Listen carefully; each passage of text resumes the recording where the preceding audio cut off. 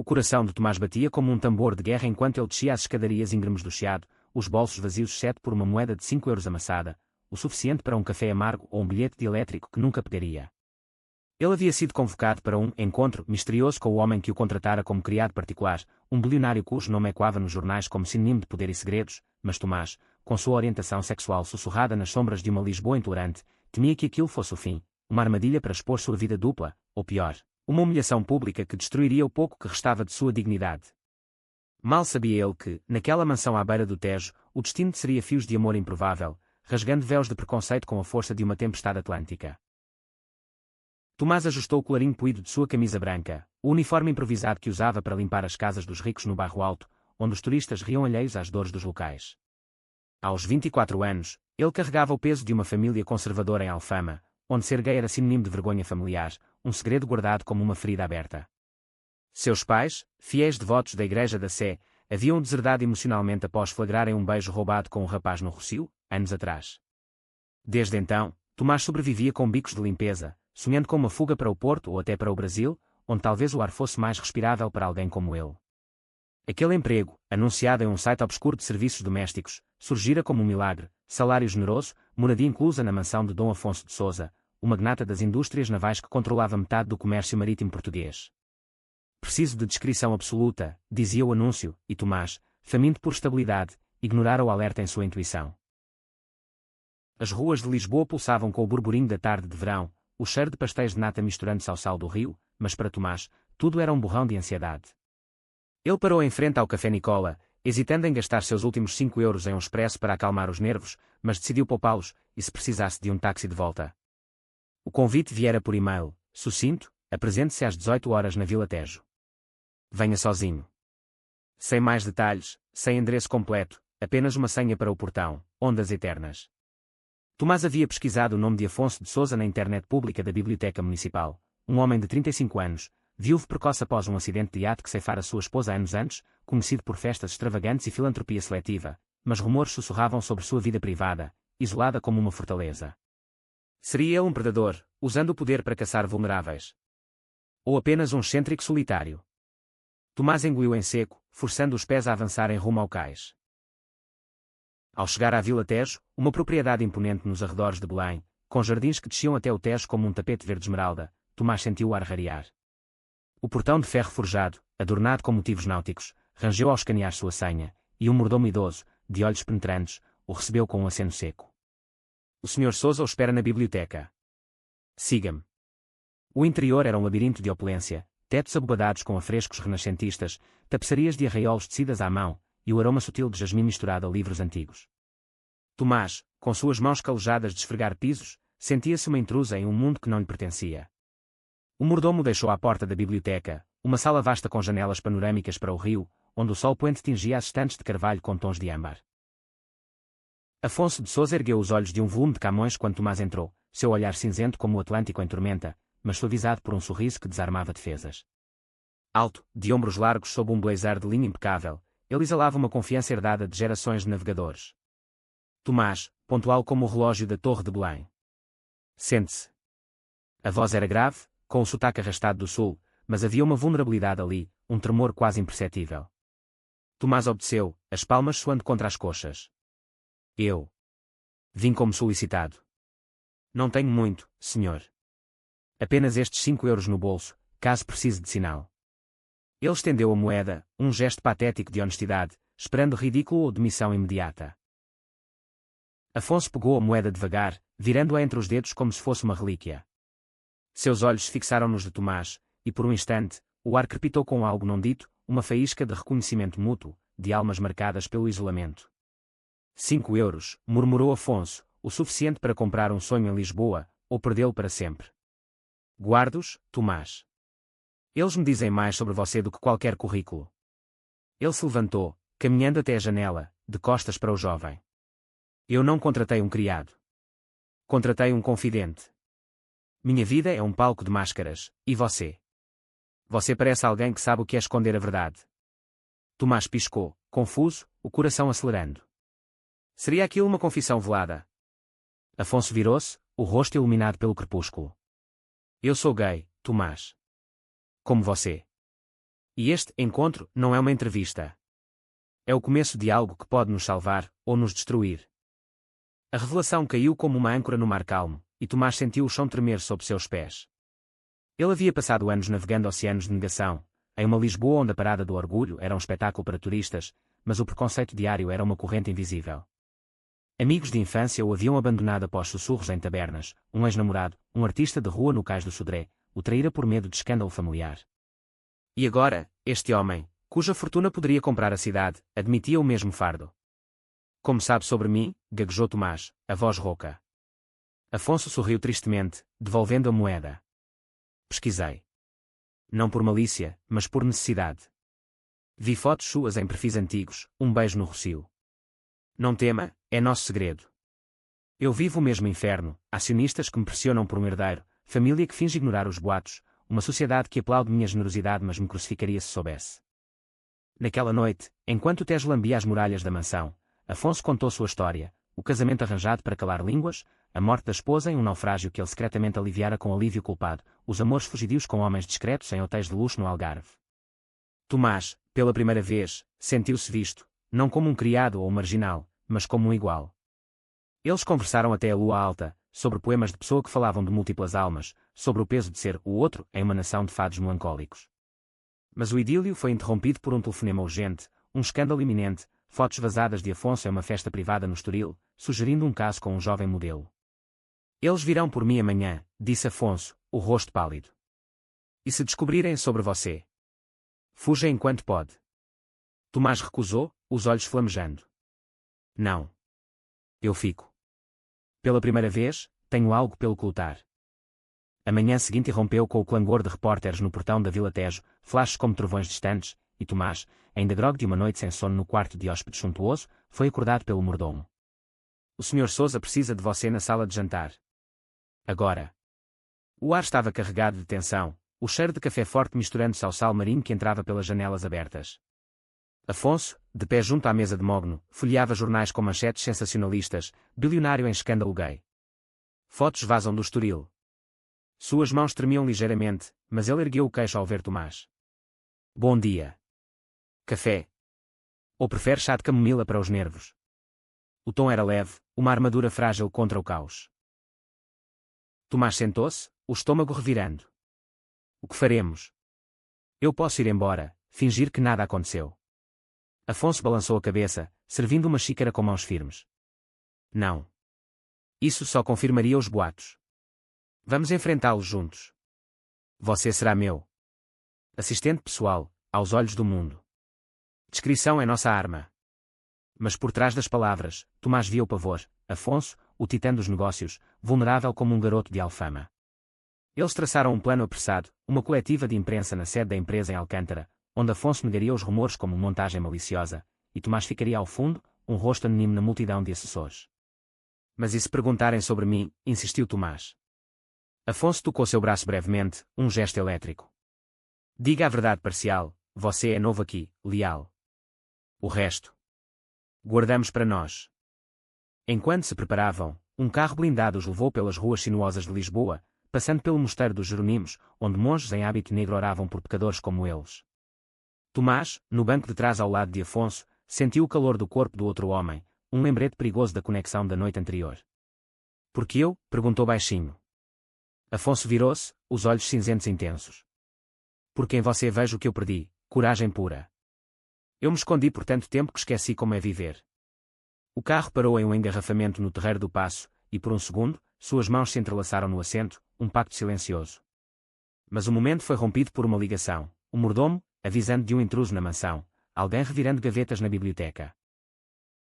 De volta à Vila Tejo após a coletiva, onde Afonso brilhou com carisma, desviando perguntas com anedotas sobre fusões empresariais, eles encontraram o caos, papéis espalhados, um retrato de família arrombado.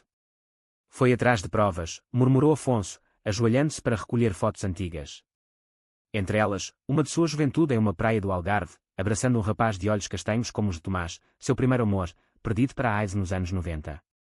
Lágrimas escorreram pelo rosto do bilionário, e Tomás, impulsivamente, ajoelhou-se ao seu lado, abraçando quem faria isso. Afonso fungou. Meu cunhado, provavelmente. Ele cobiça a empresa, usa meu estilo de vida como alavanca. A revelação abriu uma ferida. A família de Afonso, nobres decadentes de Coimbra, tolerava sua orientação desde que ficasse nas sombras, mas agora tramavam para deserdá-lo. Naquela tarde, enquanto a polícia registrava o arrombamento, um inspetor de olhar enviesado fazendo perguntas indiscretas sobre amigos íntimos, Tomás sentiu o peso da lealdade crescer. Ele confrontou Afonso no jardim, sob uma pérgola de buganvílias em flor. Você me trouxe para isso sabendo do risco. Afonso assentiu, culpado. Sim. Egoísta, eu sei. Mas você me faz sentir vivo novamente. O ar entre eles vibrou, e Tomás, lutando contra o medo, aproximou-se, seus lábios roçando os do outro em um beijo hesitante, doce como figos maduros. Não era paixão carnal, mas uma âncora emocional, um juramento contra o mundo. Mas o idílio foi cortado por um grito distante. Repórteres haviam escalado o muro, e flashes iluminaram o crepúsculo. Afonso puxou Tomás para dentro, trancando as portas. Eles não param. Amanhã, vamos ao Porto, minha segunda casa, mais segura. Na viagem noturna de trem, em um vagão privativo, eles compartilharam histórias. Tomás de sua infância roubando beijos em festas de São João, Afonso de noites solitárias em iates, ansiando por toque genuíno. Mas em Porto, o refúgio se revelou ilusório. Um e-mail anónimo chegou, com fotos granuladas de seu beijo no jardim, ameaçando vazar para a imprensa se Afonso não cedesse ações da empresa. É o cunhado, confirmou Afonso, o rosto endurecido. Tomás, com fúria protetora, propôs um contra-ataque. Usemos a verdade como escudo. Conte tudo, sua história, a minha. Lisboa precisa ver que amor não é escândalo. No coração do Porto, onde o Douro serpenteava como uma veia de vinho tinto sob pontes de ferro, a casa de Afonso era um oásis de pedra e vidro, com vistas para as caves de Vila Nova de Gaia. Tomás acordou com o som de gaivotas, o braço de Afonso ainda ao seu redor de um sono exausto, mas o paraíso durou pouco. O e-mail anónimo havia-se multiplicado em chamadas de assessores em pânico, acionistas ameaçando deserção. Eles querem minha cabeça, disse Afonso ao telefone, a voz tensa como cordas de fado. Tomás, preparando o pequeno almoço na cozinha minimalista, ovos mexidos com azeite do Alentejo, ouviu fragmentos. Não, não é verdade. Sim, ele é só um empregado. O ciúme, inesperado, apertou seu peito. Só um empregado. Afonso desligou, virando-se com olhos suplicantes. Você sabe que não. Mas para eles, qualquer coisa além disso é munição. Eles decidiram contra-atacar. Tomás, com sua astúcia de rua, sugeriu hackear o remetente do e-mail através de um amigo informático em Matosinhos, um rapaz que gerenciava um café hacker underground. Risco alto, alertou Afonso. E se nos pegarem? Tomás sorriu pela primeira vez em dias, um brilho desafiador. Melhor do que esperar o golpe. Naquela noite, em um beco enevoado do Ribeira, eles se encontraram com o amigo, Miguel, cujos piercings e tatuagens de arco-íris gritavam rebeldia. Seu cunhado é um idiota previsível, riu Miguel após traçar o IP. Usou um servidor da empresa. Provas irrefutáveis. Mas o triunfo foi efêmero. Ao voltarem, um carro os seguiu pelas ruas de paralelepípedos, faróis cortando a névoa como acusações. De volta à casa, Afonso confrontou Tomás sobre o risco. Você me arrasta para o abismo por lealdade, mas e se eu te arrastar junto? A discussão escalou, vozes ecoando nas paredes de azulejos azuis. Tomás acusou Afonso de covardia mascarada de proteção. Afonso retrucou que Tomás era ingênuo, sonhando com heróis em um mundo de vilões. Eu te contratei para limpar minha casa, não minha consciência, explodiu Afonso, mas as palavras o feriram mais que a Tomás. Silêncio caiu, pesado como a chuva que começou a tamborilar nas vidraças. Tomás, olhos marejados, murmurou, então me demita. Mas saiba que eu limpava mais que poeira, eu limpava solidão. Afonso, quebrado, caiu de joelhos, abraçando as pernas de Tomás. Perdão. Você é minha âncora, não meu peso. A reconciliação veio devagar, em confidências sussurradas junto à lareira, onde Afonso revelou cicatrizes mais profundas, a culpa pela morte da esposa, que ele amava como amiga, mas nunca como amante, e o medo de envelhecer sozinho em uma mansão vazia. Tomás compartilhou sua própria escuridão, o suicídio tentado após a rejeição familiar, salvo por um terapeuta voluntário na Associação LGBT de Lisboa. Nós somos sobreviventes, disse Tomás, traçando os dedos no rosto de Afonso. E sobreviventes se protegem. No dia seguinte, armados com as provas de Miguel, eles voaram de volta a Lisboa, decididos a confrontar o cunhado em uma reunião familiar na Quinta da Alface, herança comum em Sintra. A quinta, envolta em névoa mística, era um labirinto de ciprestes e fontes borbulhantes, onde ancestrais haviam tramado intrigas seculares. O cunhado, Rodrigo, um homem de 40 anos com sorriso de tubarão eterno italiano, recebeu-os na sala de troféus, cercado por primos e tias de olhares curiosos. Querido Afonso, Que drama é esse? Rumores de preferências inusitadas. Rodrigo gesticulou vagamente, mas seus olhos dardejaram para Tomás, o criado, ao lado. Afonso, com voz de aço, jogou o dossiê na mesa, e-mails, IPS, até gravações de chamadas subornadas. Você vazou as fotos, Rodrigo. Por ações. Mas isso acaba aqui, ou a polícia sabe de seus desvios fiscais nos paraísos das ilhas. O silêncio foi ensurdecedor, quebrado por sussurros chocados. Uma tia idosa, de véu negro, ergueu-se trêmula. Afonso, é verdade. Sobre você. Ele assentiu, a mão buscando a de Tomás abertamente. Sim. E este homem não é meu criado, é meu amor. Aceitem ou percam-me. O caos irrompeu, Rodrigo negando furiosamente, primos divididos entre lealdade e preconceito, uma prima jovem aplaudindo em segredo. Tomás, coração martelando, sentiu o peso dos olhares, alguns de pena, outros de ódio puro. Mas quando Rodrigo avançou ameaçador, Afonso o conteve, toque nele, e perco tudo por você. A família, fragmentada, recuou, e eles saíram para a névoa de Sintra, vitoriosos mas exaustos. De volta a Lisboa, a calmaria pós-tempestade era ilusória, os tabloides explodiram com a confissão bombástica do bilionário gay, e Tomás, agora exposto como amante misterioso, enfrentou o backlash pessoal. Um telefonema de sua mãe, voz estrangulada pelo choro, filho, o padre viu o jornal. Volte para casa, antes que Deus nos amaldiçoe. Ele desligou, lágrimas quentes, recusando-se a ceder. Afonso, ao seu lado no terraço da mansão, com o Tejo como testemunha, ofereceu, venha comigo para o Brasil. Rio, São Paulo, lugares onde podemos ser livres. Mas Tomás balançou a cabeça. Não fujo. Quero lutar aqui, mudar esta Lisboa que nos sufoca. O conflito interno de Tomás cresceu. Ele amava Afonso, uma paixão profunda como as raízes de uma oliveira alentejana, mas o medo de ser o acessório do rico corroía-o. Em uma caminhada solitária pelo Jardim da Estrela, ele encontrou um grupo de ativistas que era protestando contra uma lei conservadora que limitava direitos de adoção para casais do mesmo sexo. Inspirado, Tomás se juntou a eles, carregando uma faixa, Amor não tem fronteiras. Afonso, descobrindo pela TV, sentiu uma pontada de orgulho misturada a ciúme. Tomás brilhava sem ele, uma independência que o aterrorizava. Você não precisa de mim para ser herói, disse ele naquela noite, voz baixa. Tomás rebateu, eu preciso de você para ser inteiro. Mas não para me salvar, para caminharmos juntos. O ponto de virada veio com uma traição inesperada. Miguel, o amigo do Porto, revelou-se cúmplice involuntário de Rodrigo, tendo sido chantageado com dívidas de jogo. Ele me forçou a plantar um rastreador no seu telefone, confessou Miguel em um café escondido no bairro Alto, olhos baixos. Tomás, ferido pela quebra de confiança, confrontou-o, você nos vendeu por quê? Medo. Miguel assentiu, lágrimas caindo no capucino.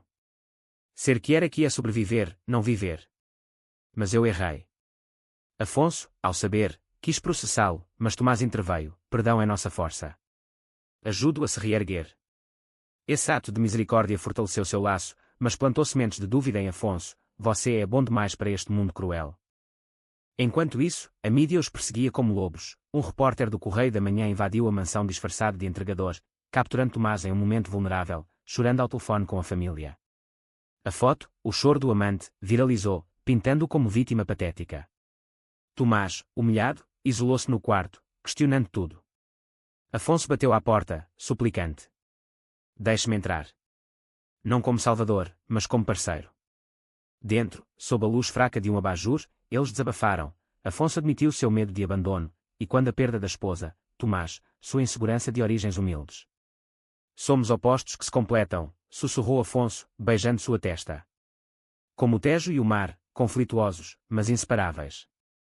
O clímax se aproximava com o julgamento público, uma audiência na Assembleia Municipal sobre direitos LGBT, onde Afonso testemunharia a favor da lei de adoção. Mas Rodrigo, não satisfeito, orquestrou um escândalo final, espalhou rumores de que Tomás era um fortuna hunter, um caçador de fortunas contratado para seduzir e roubar. Provas falsificadas, e-mails forjados, circularam, e até aliados viraram as costas. Afonso, devastado, confrontou Tomás, é verdade. O silêncio de Tomás, paralisado pelo choque, foi interpretado como culpa. Você me usou, gritou Afonso, o coração partido. Tomás fugiu para as ruas chuvosas de Lisboa, os 5 euros originais ainda no bolso, agora símbolo de sua pobreza emocional. Sozinho no Rossio, sob a estátua de Dom Pedro IV, Tomás chorou pela primeira vez sem reservas, o uco do destino virando para o abismo. Mas um telefonema de Miguel mudou tudo. Eu tenho as provas reais, Rodrigo forjou tudo. Volte, antes que seja tarde. Tomás correu de táxi, gastando seus últimos euros, de volta à mansão, encontrando Afonso afogado em uísque, olhos vermelhos. Perdão, implorou Tomás, jogando as evidências na mesa. Eu nunca te trairia. Meu amor é real, não por ouro. Afonso, quebrado e reconstruído, abraçou-o ferozmente. Eu duvidei porque temo perder. Mas você é a minha verdade. A reconciliação os fortaleceu como ferro na forja. Juntos, eles marcharam para a audiência na Câmara Municipal de Lisboa, um salão gótico lotado de ativistas, conservadores e curiosos. Afonso subiu ao pódio, voz ressonante. Eu, Afonso de Sousa, filho desta nação de exploradores, peço que explorem o coração, não o preconceito. Meu amor por Tomás não é escândalo, é salvação. Tomás, ao seu lado, testemunhou com simplicidade comovente, cresci em Alfama temendo ser eu mesmo. Hoje, peço adoção para crianças como eu fui, invisíveis, mas cheias de luz. A multidão dividiu-se, aplausos misturados a vaias, mas uma deputada progressista, tocada, votou a favor, virando o placar.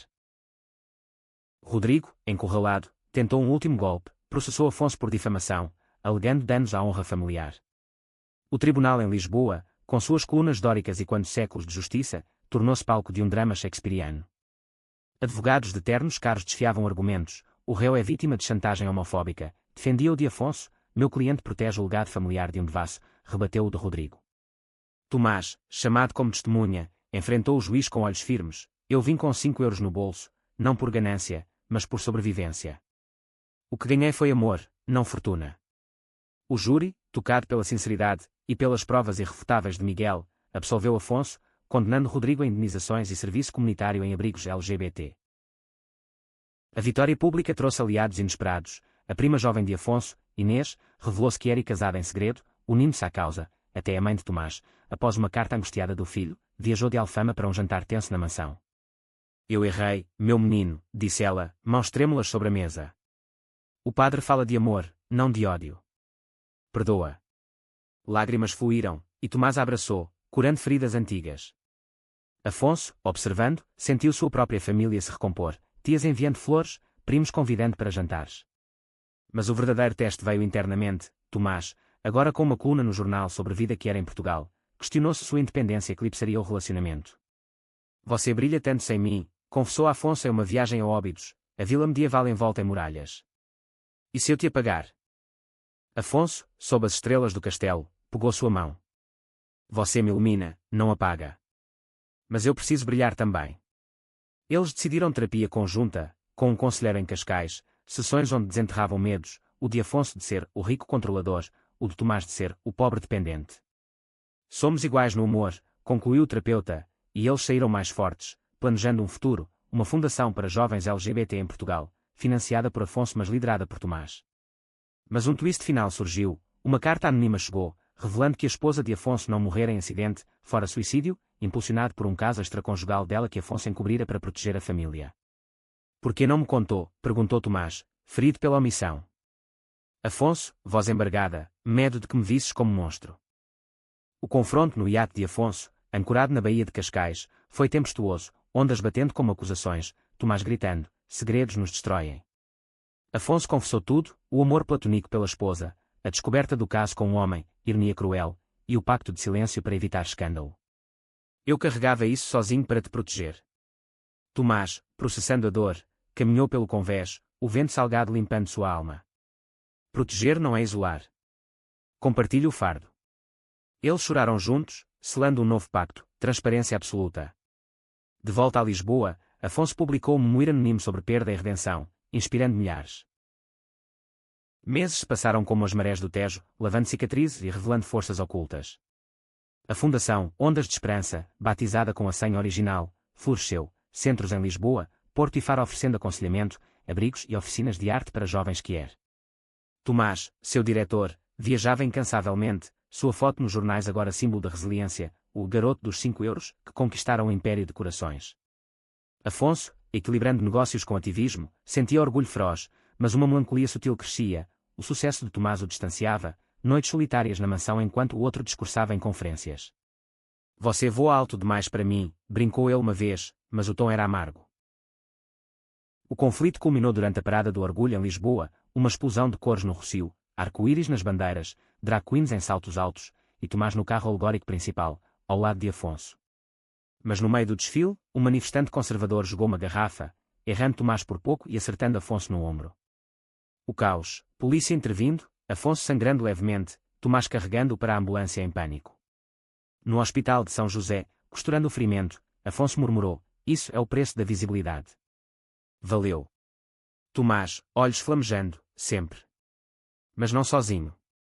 Ali, no quarto estéril, eles redefiniram seu amor, não salvador e salvo, mas aliados iguais, com votos de casamento civil no horizonte.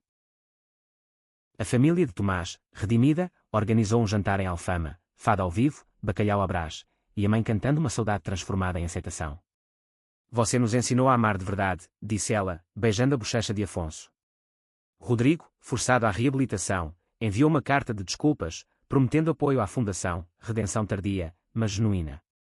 Inês, a prima, tornou-se madrinha honorária, planejando uma cerimônia em Sintra. Mas o maior twist veio de Miguel. Limpo das dívidas, ele revelou um talento para documentários, propondo filmar sua história. 5 euros a ferver, titubeou. O filme, Ondas Eternas, estreou no Festival de Cinema de Lisboa, ganhando prémios e mudando debates nacionais. No dia do casamento, na Quinta da Alface sob um céu de safira, Tomás e Afonso trocaram votos à beira de uma fonte centenária. "Eu te escolho não apesar das tormentas, mas por causa delas", disse Tomás, a moeda de 5 euros agora um pingente em seu colar. Afonso respondeu: "Você me deu mais que fortuna, me deu vida." Convidados, ativistas, família, ex-inimigos, aplaudiram, e o beijo selou não um fim, mas um começo eterno. Anos depois, adotando um menino órfão de Faro, eles observavam o Tejo do jardim, mãos entrelaçadas. "Dos 5 euros ao infinito", sussurrou Tomás. Afonso sorriu, e além.